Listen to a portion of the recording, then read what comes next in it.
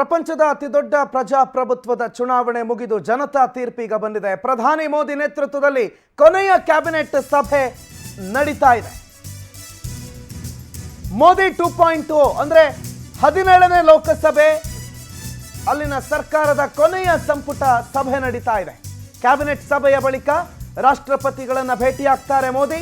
ಪ್ರಧಾನಮಂತ್ರಿ ಸ್ಥಾನಕ್ಕೆ ರಾಜೀನಾಮೆಯನ್ನು ಕೊಡಲಿದ್ದಾರೆ ನಮೋ.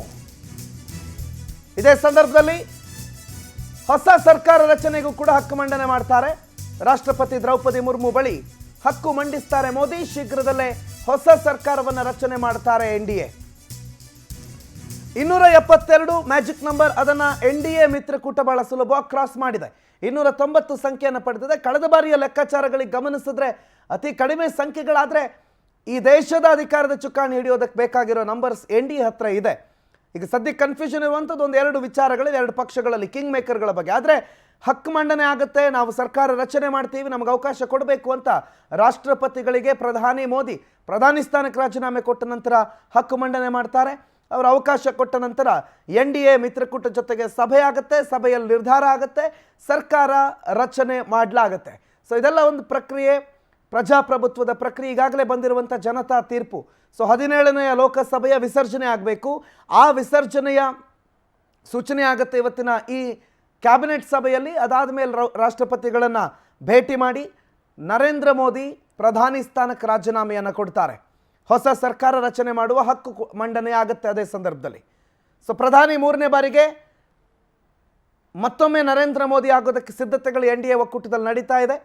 ಪ್ರಧಾನಿ ನರೇಂದ್ರ ಮೋದಿಯೇ ಮುಂದಿನ ಪ್ರಧಾನಿ ಅನ್ನೋದನ್ನು ಈಗಾಗಲೇ ನಿನ್ನೆಯೂ ಕೂಡ ಘೋಷಣೆ ಮಾಡಿ 3ನೇ ಬಾರಿಗೆ ಅಧಿಕಾರಕ್ಕೆ ಏರ್ತಾ ಇದ್ದೀವಿ ಅನ್ನೋದನ್ನು ಹೇಳಲಾಗಿತ್ತು. ಸೊ ಕೊನೆಯ ಕ್ಯಾಬಿನೆಟ್ ಸಭೆ ಇವತ್ತು ನಡೀತಾ ಇದೆ. ಕೊನೆಯ ಕ್ಯಾಬಿನೆಟ್ ಸಭೆ 17ನೇ ಲೋಕಸಭೆಯ ಕೊನೆಯ ಕ್ಯಾಬಿನೆಟ್ ಸಭೆ ಇದು. ರಿಸಲ್ಟ್ ಬಂದ ನಂತರ ಆಗುವಂಥ ಒಂದು ಕ್ಯಾಬಿನೆಟ್ ಸಭೆ. ಇದರಲ್ಲಿ ಬಹಳ ಮಹತ್ವದ ನಿರ್ಧಾರ ಅಂತಂದರೆ ಕ್ಯಾಬಿನೆಟ್ ವಿಸರ್ಜನೆ ಮಾಡುವ ನಿರ್ಧಾರ ಮಾತ್ರ. ಅದಾದಮೇಲೆ ರಾಷ್ಟ್ರಪತಿಗಳನ್ನು ಭೇಟಿ ಮಾಡಲಾಗುತ್ತೆ. ಆಘಾತ ಇದೆ, ಯಾಕಂದರೆ ಕಳೆದೆಲ್ಲ ಸಂದರ್ಭದಲ್ಲೂ ಕೂಡ BJP ಸಿಂಗಲ್ ಲಾರ್ಜೆಸ್ಟ್ ಆಗಿ 272ರ ಗಡಿಯನ್ನು ದಾಟಿತ್ತು. 2014ರಲ್ಲೂ ದಾಟಿತ್ತು, 2019ರಲ್ಲೂ ದಾಟಿತ್ತು. ಆದರೆ ಈ ಬಾರಿ 272ರ ಗಡಿಯನ್ನು ಏಕಾಂಗಿಯಾಗಿ BJP ದಾಟೋದಕ್ಕಾಗಿಲ್ಲ. 240 ಸ್ಥಾನಗಳನ್ನು ಮಾತ್ರ BJP ಗೆದ್ದಿರೋದು. ಹಾಗಾಗಿ ಎನ್ಡಿಎ ಮಿತ್ರಕೂಟ ಅಧಿಕಾರವನ್ನು ಹಿಡಿಬೇಕಾಗತ್ತೆ. ಎನ್ಡಿಎ ಮಿತ್ರಕೂಟದ ಜೊತೆಗೇನೆ ಅವರ ಬೇಡಿಕೆಗಳನ್ನು ಮನ್ನಿಸಿಕೊಂಡು ಸರ್ಕಾರವನ್ನು ರಚನೆ ಮಾಡಬೇಕಾಗತ್ತೆ. ಏಕಚಕ್ರಾಧಿಪತ್ಯದ ಅಧಿಕಾರ, ಆಡಳಿತ ಈ ಬಾರಿ ಭಾರತದಲ್ಲಿ ನಡೆಯೋದಿಲ್ಲ. ಅಂಥ ದೊಡ್ಡ ಸಂಸತ್ ಭವನದಲ್ಲಿ ಈ ಬಾರಿ ಅಪೋಸಿಷನ್ಗಳ ಸಂಖ್ಯೆ ಜಾಸ್ತಿ ಆಗುತ್ತೆ, ವಿಪಕ್ಷಗಳ ನಂಬರ್ಸ್ಗಳು ಜಾಸ್ತಿ ಆಗುತ್ತೆ. ಹಾಗಾಗಿ ಈ ಬಾರಿಯ ಈ ಮುಂದಿನ 5 ವರ್ಷಗಳ ಅಧಿಕಾರ, ಆಡಳಿತ ಬಹಳ ಕುತೂಹಲದಿಂದ ಕೂಡಿರುತ್ತೆ. ಮುಂದಿನ 5 ವರ್ಷಗಳನ್ನು ಬಿಡಿ, ಮುಂದಿನ 5 ದಿನಗಳಲ್ಲಿ ಏನೇನಾಗುತ್ತೆ ಅನ್ನೋದು ಕೂಡ ಬಹಳ ಕುತೂಹಲ ಕಾರಣ ಆಗುತ್ತೆ. ಒಂದು ಕಡೆ ಎನ್ಡಿಎ ಮಿತ್ರಕೂಟದ ಸಭೆ, ಇನ್ನೊಂದು ಕಡೆ INDA ಮಿತ್ರಕೂಟದ ಸಭೆ. ಸರ್ಕಾರ ರಚನೆಯ ಕಸರತ್ತಿಗೆ INDA ಮಿತ್ರಕೂಟ ಕೂಡ ಹೋಗಿದೆ. ತಮ್ಮ ಬಳಿ ಇರುವಂಥ ಸ್ಥಾನಗಳ ಜೊತೆಗೆ ಹೊರಗಡೆಯಿಂದ ಬೆಂಬಲಗಳು ಮತ್ತು ಈಗ NDA ಜೊತೆಗೆ ಇರುವಂತಹ, ಈ ಹಿಂದೆ ಅವ್ರ ಜೊತೆಗೆ ಇದ್ದಂತಹ ನಾಯಕರುಗಳನ್ನು ಭೇಟಿ ಮಾಡಿ ಮಾತನಾಡಿಸೋ ಪ್ರಯತ್ನ, ಅವ್ರಿಗೆ ಆಫರ್ಗಳನ್ನು ಕೊಡೋ ಪ್ರಯತ್ನ, ಸರ್ಕಾರ ರಚನೆಯ ಕಸರತ್ತು ನಡೀತಾನೆ ಇದೆ. ಆದರೆ ಕ್ಲಿಯರ್ ಮೆಜಾರಿಟಿ ನಂಬರ್ ಇರುವಂಥ ನರೇಂದ್ರ ಮೋದಿ ಅವರಿಗೆ ಮೊಟ್ಟ ಮೊದಲಿಗೆ ಸರ್ಕಾರ ರಚನೆಗೆ ಅವಕಾಶ ಕೊಡಲಾಗುತ್ತೆ. ಅದಾದಮೇಲೆ ಅವರು ಫ್ಲೋರ್ ಟೆಸ್ಟಲ್ಲಿ ಪಾಸ್ ಆದರೆ ಸರ್ಕಾರ ಮುಂದುವರಿಯುತ್ತೆ ಸುಭದ್ರ ಸರ್ಕಾರವಾಗಿ.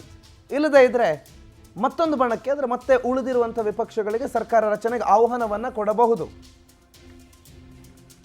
ಕ್ಯಾಬಿನೆಟ್ ಮೀಟಿಂಗ್ ಬಗ್ಗೆ ಹೆಚ್ಚಿನ ಮಾಹಿತಿ ಕೊಡ್ತಾರೆ ನಮ್ಮ ಪ್ರತಿನಿಧಿ ಸಂತೋಷ್ ಫೋನ್ ಸಂಪರ್ಕದಲ್ಲಿದ್ದಾರೆ. ಸಂತೋಷ್, ಕೊನೆಯ ಕ್ಯಾಬಿನೆಟ್ ಮೀಟಿಂಗ್ ನಡೀತಾ ಇದೆ, ಏನೇನು ನಿರ್ಣಯಗಳಾಗುತ್ತೆ? ಕ್ಯಾಬಿನೆಟ್ ಸಭೆಯ ಬಳಿಕ ಏನೇನಾಗಬಹುದು ಸಂತೋಷ್? ಪ್ರಮುಖವಾಗಿ ಮೋದಿ 2.0 ಸರ್ಕಾರದ ಕೊನೆಯ ಕ್ಯಾಬಿನೆಟ್ ಇವತ್ತು ಈಗಾಗಲೇ ಆರಂಭವಾಗಿರುವಂತದ್ದು. ಈ ಕ್ಯಾಬಿನೆಟ್ ನಲ್ಲಿ ಇದುವರೆಗೂ ಕೂಡ ಸರ್ಕಾರದ ಭಾಗವಾಗಿ ಸೇವೆ ಸಲ್ಲಿಸಿದಂತ ಬಹುತೇಕ ಎಲ್ಲ ಸಚಿವರುಗಳಿಗೂ ಕೂಡ ಹಾಗೂ ರಾಜ್ಯ ಸಂಪುಟ ಸಚಿವರು ಇರ್ಬೋದು, ಜೊತೆಗೆ ಇಂಡಿಪೆಂಡೆಂಟ್ ಖಾತೆ ಸಚಿವರು ಇರ್ಬೋದು, ಎಲ್ಲರಿಗೂ ಕೂಡ ಒಂದು ಧನ್ಯವಾದಗಳನ್ನ ಪ್ರಧಾನಿ ನರೇಂದ್ರ ಮೋದಿ ಅರ್ಪಿಸಿದ್ದಾರೆ. ಜೊತೆಗೆ ಇದುವರೆಗೆ ಸಹಕಾರ ನೀಡಿದಿರುವುದು ಒಂದು ಕಡೆ ಆದ್ರೆ, ಜೊತೆಗೆ ಇದುವರೆಗೂ ತೆಗೆದುಕೊಂಡು ಬಂದಂತ ಯೋಜನೆಗಳನ್ನ ಮುಂದಕ್ಕೆ ಹೇಗೆ ತೆಗೆದುಕೊಳ್ಬೇಕಾಗುತ್ತೆ, ಅವರೆಲ್ಲ ಅಭಿಪ್ರಾಯಗಳನ್ನ ಈಗಾಗಲೇ ಕೊನೆಯ ಒಂದು ಸಂಪುಟದಲ್ಲಿ ಕೂಡ ಪಡೆದುಕೊಳ್ಳುವಂತದ್ರ ಬಗ್ಗೆ ಚರ್ಚೆನ ಮಾಡಲಾಗಿರುವಂತದ್ದು ಒಂದು ಕಡೆ ಆದ್ರೆ, ಮತ್ತೊಂದು ಕಡೆ ಸಹಜವಾಗಿ ಮತ್ತೊಮ್ಮೆ ಮೋದಿ 3.0 ಅನ್ನ ಸರ್ಕಾರ ರಚನೆ ಮಾಡ್ತೇವೆ ಅನ್ನೋದ್ರ ಬಗ್ಗೆ ನೆನ್ನೆ ಪ್ರಸ್ತಾಪವನ್ನ ಮಾಡಲಾಗಿರುವಂತದ್ದು. ಆದ್ರೆ NDA ಈ ಒಂದು ಸರ್ಕಾರದಲ್ಲಿ ಯಾವ ರೀತಿಯಾಗಿ ನಾವು ನಡೆದುಕೊಂಡು ಹೋಗ್ಬೇಕಾಗತ್ತೆ, ಜೊತೆಗೆ ಈಗಾಗಲೇ ಹಾಲಿ ಇರುವಂತಹ ಕೆಲವೊಂದಿಷ್ಟು ಸಚಿವರುಗಳ ಅಭಿಪ್ರಾಯಗಳಂತೆ ಅದೆಲ್ಲವನ್ನು ಕೂಡ ಕಲೆ ಹಾಕಿ ಮುಂದೆ ನೇರವಾಗಿ ಕ್ಯಾಬಿನೆಟ್ ಸಭೆ ಮುಕ್ತಾಯ ಆದ ಬಳಿಕ ರಾಷ್ಟ್ರಪತಿ ಭವನದತ್ತ ಮೋದಿ ಒಂದು ಟೀಮ್ ಹೋಗಿ ಮುಂದಿನ ಒಂದು ಸರ್ಕಾರಕ್ಕೆ ಬೆಂಬಲವನ್ನ ಸಹಕಾರವನ್ನು ಕೋರುವಂತಹ ಪ್ರಯತ್ನವನ್ನು ಕೂಡ ಮಾಡ್ತಾರೆ ಒಂದು ಕಡೆ. ಅದೇ ಮತ್ತೊಂದು ಕಡೆ ಸರ್ಕಾರ ರಚನೆಗೂ ಕೂಡ ಅನುಮತಿಯನ್ನು ಕೋರುವಂತಹ ಪ್ರಯತ್ನವನ್ನ ಮಾಡೋದಕ್ಕೆ ಎಲ್ಲ ಸಿದ್ಧತೆಗಳನ್ನ ಇದೀಗ NDA ಸರ್ಕಾರದ ಎಲ್ಲ ಪಕ್ಷಗಳು ಸಿದ್ಧತೆಯನ್ನು ನಡೆಸಿರುವಂತದನ್ನ ಗಮನಿಸಬೇಕಾಗತ್ತೆ.